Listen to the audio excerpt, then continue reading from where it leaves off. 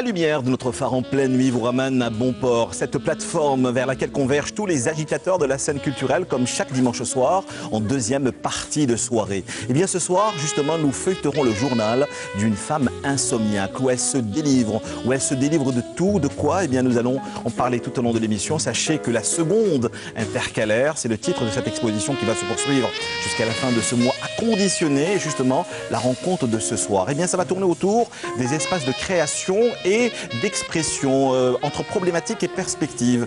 Vous aussi, vous pouvez bien sûr intervenir en laissant vos questions sur cultureclub@entv.dz. Et bien pour justement cette autre vol de nuit, nous avons le plaisir d'avoir avec nous Valentina Ranem-Pavlovskaya. Bonsoir. La seconde intercalaire, on est réellement dans plusieurs problématiques ou dans plusieurs approches philosophiques, mais profondément surtout humaines. Vous allez enfin nous dire ce qui a provoqué cette exposition et puis ces créations qui ne devaient pas être vues. Le pourquoi du comment, eh bien nous allons parler justement au début d'émission. Ça se passe à Bloom, The Art Factory, c'est à El Biar, au cœur même d'Alger. Merci de poser vos valises sur notre plateau encore une fois. On sera dans une forme ou dans une approche presque psychanalytique. La nuit, sur un divan rouge, allez savoir comment est-ce qu'on va finir l'émission. Oui. Merci beaucoup Valentina Ranem-Pavlovskaya. Rebonsoir Valentina Ranem-Pavlovskaya, la seconde intercalaire. On va revenir, si vous le permettez, avant de rentrer dans le vif du sujet, sur le titre étant lui-même une forme de problématique. On est entre deux tendances, on est entre deux feuilles de papier craft ou que sais-je encore. C'est quoi? Racontez-nous justement la création, du moins la vision que vous apportez à travers le titre de cette exposition. Alors, pour commencer, je pense que c'est la question du bonheur avant tout. C'est quelque chose de fondamental de chaque être. L'amour, bonheur, la joie. Entre deux feuilles et deux phases. Et pour cette collection, je pense que c'était une expérience poétique vers ce monde de mystère, des relations et des relations que je n'attendais pas.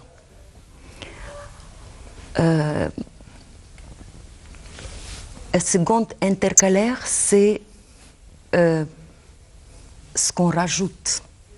Il y a la lune intercalaire, qui apparaît, la 13e lune qui apparaît une fois en 3 ans. Il y a les journées intercalaires, c'est ce qu'on ajoute au mois de février pour les années dans l'année bissextile. Ça veut dire le bonheur, c'est quelque chose de tellement petit. C'est furtif. C'est furtif, ça s'en va et c'est des petits moments intenses d'une grande vie de chacun. Il faut juste les saisir. Juste les saisir. La liberté, elle est en nous, ça dépend des lettres. Cette collection, elle est partagée en 5 partitions, je peux dire. Parce que vous êtes aussi habité par la musicalité, faut-il le dire, Valentina Ranem-Pavlovskaya. Voilà, tout le monde me connaît plutôt de ce côté, très musical, très sud. Mais pour cette fois-ci, c'était l'ouverture dans mon journal quotidien, très intime, qui n'est pas vraiment à montrer au public. C'était comme ouvrir une blessure. C'est très très dur, ça fait très mal. Et je vous ai raconté... Il y a encore une charge émotionnelle dans votre intervention. On le sent, Valentina. C'est clair. C'est le travail de 10 ans. Chaque passage et chaque titre de l'exposition, je l'ai vécu. Il y a la première, c'est donner. Vous avez vécu, mais également subi. C'est ça. Mais déjà par le titre, par les 5 partitions, on peut comprendre. Ça commence par donner, par l'instant, la source de la vie. Se défaire pour se faire, et illusion, désillusion. Déjà, par cela, on peut comprendre beaucoup de choses. Une exposition, je le disais, qui ne devait pas être vue. Vous ne deviez jamais l'exposer. On parlait en début d'émission de ce journal d'une femme insomniaque.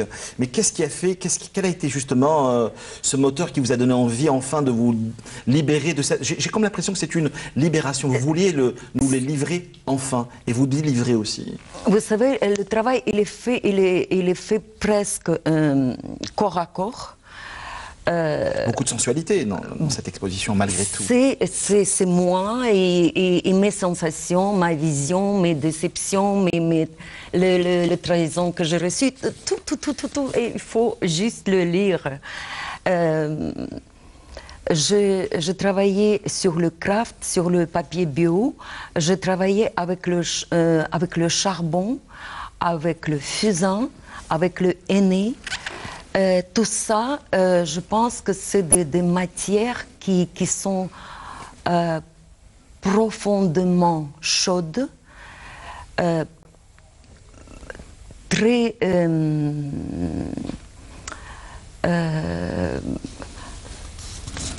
pas faciles à manier, très rares. D'abord le charbon et le fusain, c'est le cousin de diamant. Et gare à celui qui va me dire que le charbon, il est noir, il est multicolore, comme le monde qui nous entoure. Alors quand il parle de vous, donc justement Diop Dadguessouma, je le rappelle encore une fois, romancier, critique littéraire, journaliste, plasticien.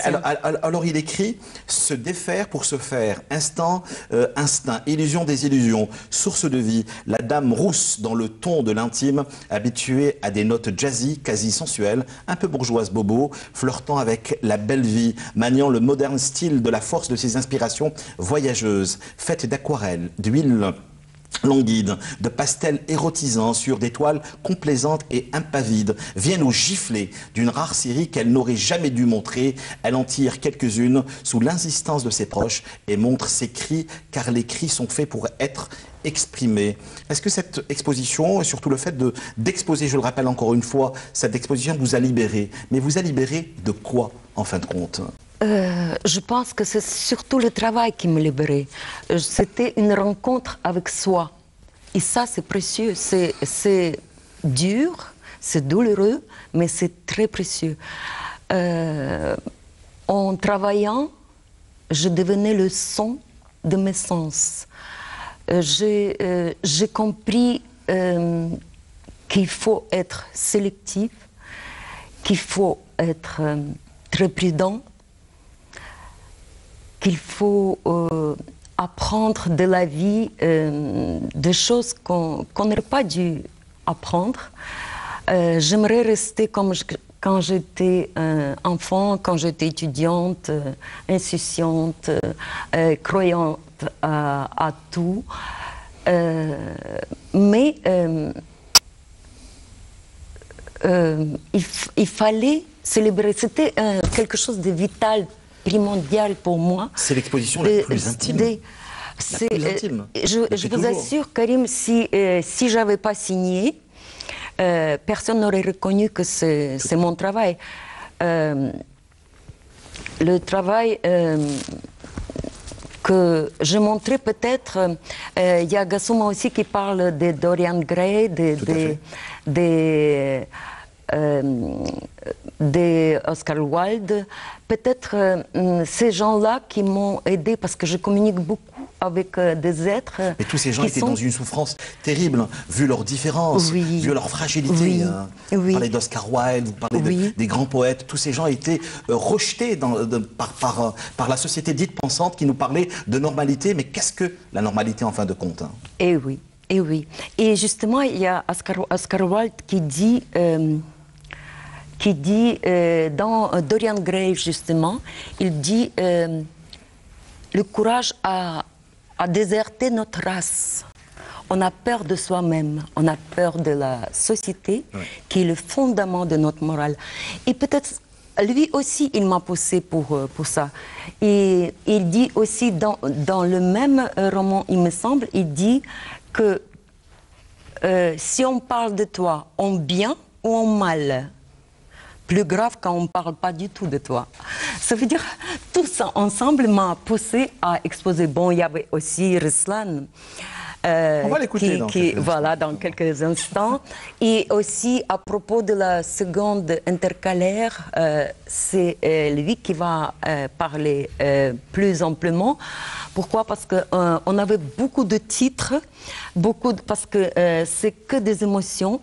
Mais en réalité, je voulais intituler cette collection « Vérité, rien que la vérité, je le jure ». Valentina Pavlovskaya prend sa pudeur à bras le corps et refuse de nous dire cette escale attendrissante qui lui fait poser des questionnements qui, même dans leur discrétion, ne sauraient cacher la vérité. La bouche dit ce qu'elle veut, la peinture, l'art disent la vérité. En fin de compte, c'est toute la vérité que vous avez en fin de compte, comment dire, délivrée dans cette collection. Oui, déjà même... Toutes les formes sont pratiquement squelettiques. C'est juste terrible. Il y a un seul personnage, d'après donc justement Jovdet Gesuma, qui est entre parenthèses en chair. Et ça, c'est le travail de 2009. Oui. C'était encore autre période. Ouais. Toute œuvre et mon vécu. Toutes les émotions sont là. Et pour parler des matières que j'ai choisies, c'était le fusain et charbon. Pour moi, aussi, ça concerne un tout petit peu seconde intercalaire. Parce que je trouve que fusain ou charbon, il est bien associé au bonheur. C'est quelque chose qu'on prend sur la main, ça nous chauffe, ça nous brûle, on veut le garder, c'est comme le bonheur. On veut le garder, mais on sait que ça va disparaître, que ça s'éteint vite. Après, on peut essuyer, on peut laver, la trace, elle reste juste pour nous. Si on veut le partager, tant mieux pour les autres. Alors, qu'est-ce que nous décident ces mains squelettiques, complices d'une Valentina parfois soudain éteinte? Ça, c'est la période difficile. Bon, c'est à déchiffrer. C'est très, très personnel. Vraiment, je vous dis, c'est On est dans l'intime. Dans le journal quotidien que je n'ai jamais pensé exposer. C'était vraiment pour moi. Et mettre le travail de craft déchiré, bousculé. Il y a le travail qui est fait sur le craft froissé.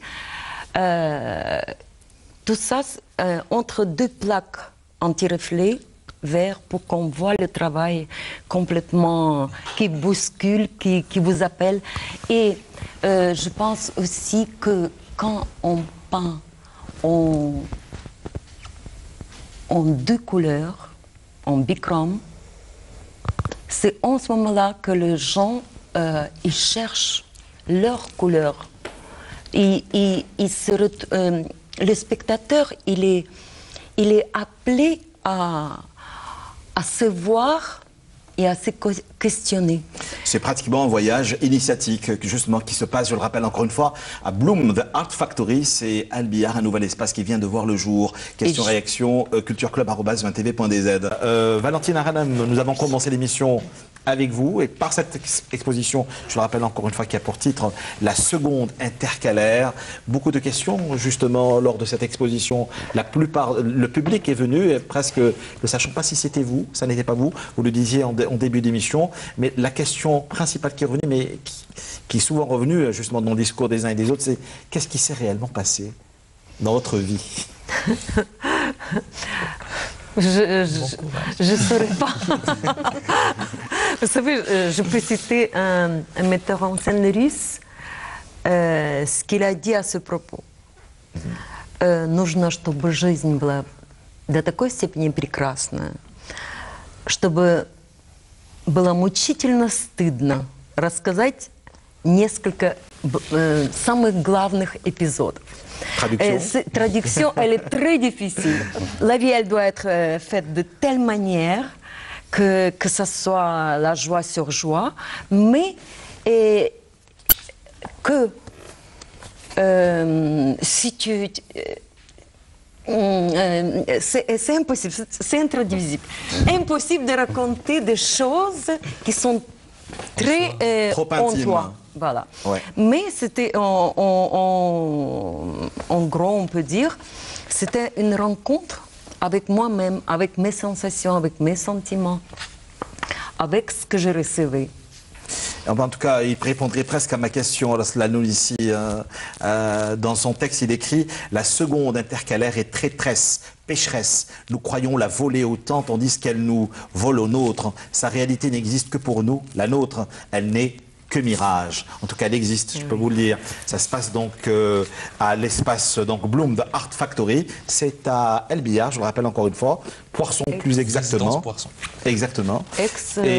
Ex-institut culturel italien. Voilà, ça, je vous conseille vivement, c'est jusqu'au 12 novembre. 12 novembre. Voilà, merci beaucoup Valentina Hranam-Pavlovskaya pour cette thérapie de groupe ce soir, à travers encore une fois cette exposition, la seconde intercalaire.